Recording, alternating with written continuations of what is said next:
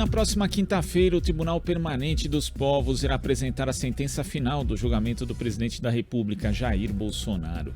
Ele foi acusado por um grupo de entidades de ter cometido crimes contra a humanidade e contra a democracia brasileira no período da pandemia de coronavírus. As decisões proferidas pelo tribunal têm poder condenatório simbólico e podem somar a outros constrangimentos nacionais e internacionais contra o governo. A reportagem é de Júlia Pereira.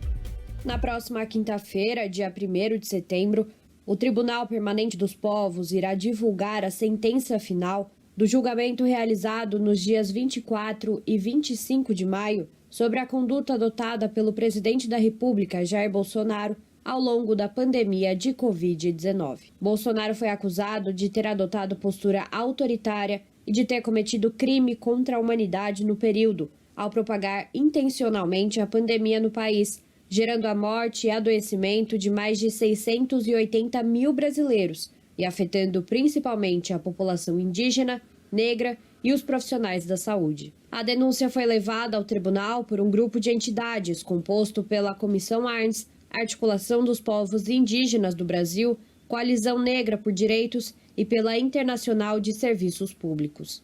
A divulgação da sentença do julgamento coincide com o calendário eleitoral, que tem Jair Bolsonaro como candidato na disputa por um segundo mandato na presidência. Sheila de Carvalho, integrante da Coalizão Negra por Direitos, destaca a relevância da divulgação da sentença neste contexto. É muito importante essa sentença, para que a gente consiga disputar a narrativa que, inclusive dentro do Brasil, A gente disputa com a sentença a narrativa histórica internacional, mas a gente também disputa a narrativa histórica dentro do nosso país. Há muitas pessoas ainda no Brasil que negam, que o Bolsonaro tenha tido de fato um papel criminoso na condução da pandemia, para não dizer no mínimo negligente, e que o seu descaso, em relação à gestão da pandemia, a sua ausência de compaixão, a sua atuação deliberada, dentro de uma política de deixar morrer, impactou os números relacionados à morte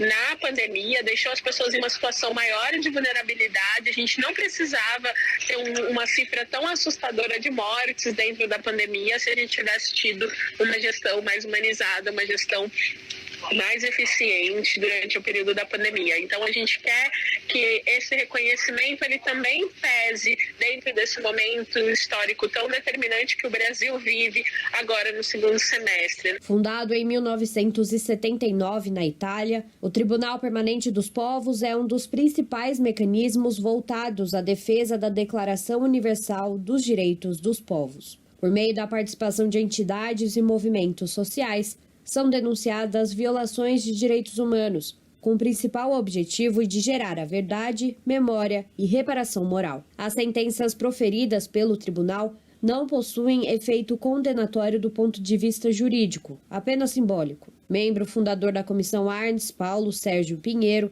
destaca a importância do julgamento frente à inação do Procurador-Geral da República, Augusto Aras, sobre os pedidos de investigação de Bolsonaro.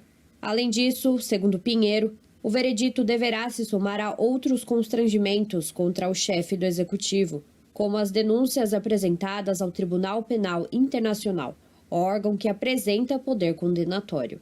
Na inexistência de qualquer ação judicial, de qualquer processo contra o presidente da República, graças à proteção do Procurador-Geral da República, Aras, esse será a única sentença, o único julgamento preparado por um júri extraordinário de personalidades jurídicas internacionais.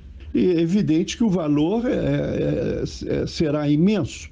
Sem falar de que essa sentença também poderá vir a constar da nossa queixa já apresentada e sob exame do Secretariado do Tribunal Penal Internacional em Roma, efetivamente será mais um elemento além das denúncias que nós apresentamos, inclusive com a Associação dos Povos Indígenas. A sentença final do julgamento de Jair Bolsonaro pelo Tribunal Permanente dos Povos será divulgada na próxima quinta-feira, dia 1º de setembro, às 10 horas da manhã, na Faculdade de Direito da Universidade de São Paulo. Participam da leitura de forma remota Luigi Ferraioli, jurista italiano e presidente do júri desta 50ª sessão do tribunal, Eugênio Raul Zaffaroni, jurista argentino, e Gianni Tognoni, secretário-geral do tribunal, epidemiologista e filósofo italiano. O líder indígena e xamã Yanomami, Davi Kopenawa, irá participar presencialmente da leitura da sentença. Júlia Pereira, Rádio Brasil Atual e TVT. Voltamos a apresentar Jornal Brasil Atual. As notícias que os outros não dão.